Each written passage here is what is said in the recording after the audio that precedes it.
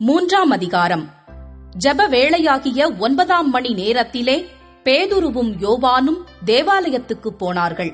அப்பொழுது தன் தாயின் வயிற்றிலிருந்து சப்பாணியாய் பிறந்த ஒரு மனுஷனை சுமந்து கொண்டு வந்தார்கள். தேவாலயத்திலே பிரவேசிக்கிறவர்களிடத்தில் பிச்சை கேட்கும்படி நாடோறும் அவனை அலங்கார வாசல் எண்ணப்பட்ட தேவாலய வாசலண்டையிலே வைப்பார்கள். தேவாலயத்திலே பிரவேசிக்கப் போகிற பேதுருவையும் யோவானையும் அவன் கண்டு பிச்சை கேட்டான். பேதுருவும் யோவானும் அவனை உற்று பார்த்து, எங்களை நோக்கிப் பார் என்றார்கள். அவன் அவர்களிடத்தில் ஏதாகிலும் கிடைக்குமென்று எண்ணி அவர்களை நோக்கிப் பார்த்தான். அப்பொழுது பேதுரு, வெள்ளியும் பொன்னும் என்னிடத்தில் இல்லை, என்னிடத்தில் உள்ளதை உனக்கு தருகிறேன். நசரேயனாகிய இயேசு கிறிஸ்துவின் நாமத்தினாலே நீ எழுந்து நட என்று சொல்லி வலது கையினால் அவனை பிடித்து தூக்கிவிட்டான். உடனே அவனுடைய கால்களும் கரடுகளும் பெலன் கொண்டது. அவன் குதித்தெழுந்து நின்று நடந்தான். நடந்து குதித்து தேவனை துதித்துக் கொண்டு அவர்களுடனே கூட தேவாலயத்திற்குள் பிரவேசித்தான். அவன் நடக்கிறதையும் தேவனை துதிக்கிறதையும் ஜனங்கள் எல்லாரும் கண்டு, தேவாலயத்தின் அலங்கார வாசல் அண்டையிலே பிச்சை கேட்க உட்கார்ந்திருந்தவன் இவன்தான் என்று அறிந்து அவனுக்கு சம்பவித்ததை குறித்து மிகவும் ஆச்சரியப்பட்டு பிரமித்தார்கள்.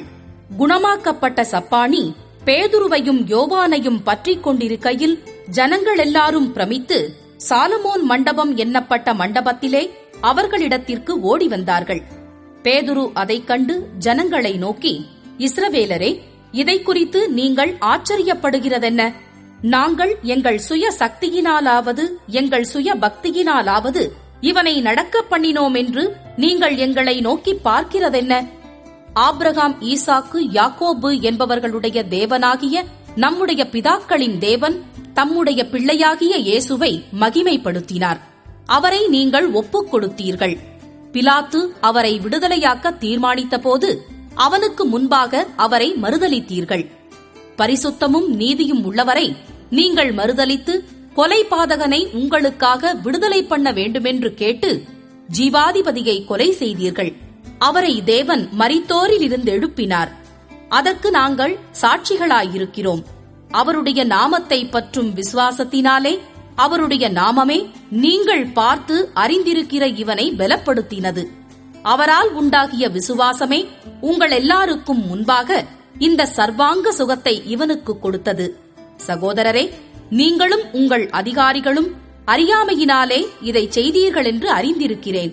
கிறிஸ்து பாடுபட வேண்டுமென்று தேவன் தம்முடைய தீர்க்கதரிசிகள் எல்லாருடைய வாக்கினாலும் முன்னறிவித்தவைகளை இவ்விதமாய் நிறைவேற்றினார்.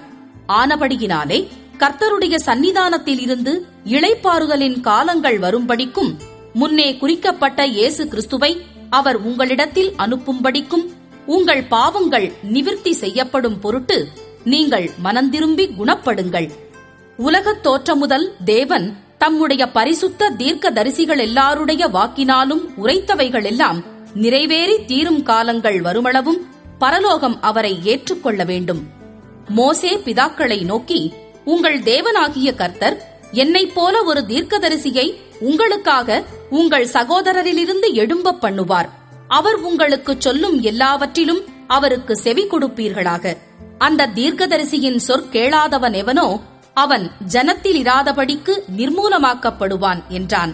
சாமுவேல் முதற்கொண்டு எத்தனை பேர் தீர்க்க தரிசனம் உரைத்தார்களோ அத்தனை பேரும் இந்த நாட்களை முன்னறிவித்தார்கள்.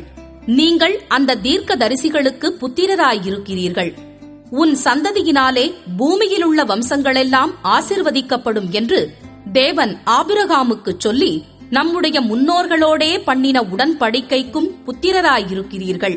அவர் உங்கள் எல்லாரையும் உங்கள் பொல்லாங்குகளிலிருந்து விலக்கி உங்களை ஆசிர்வதிக்கும்படி தேவன் தம்முடைய பிள்ளையாகிய இயேசுவை எழுப்பி முதலாவது உங்களிடத்திற்கே அவரை அனுப்பினார் என்றான்.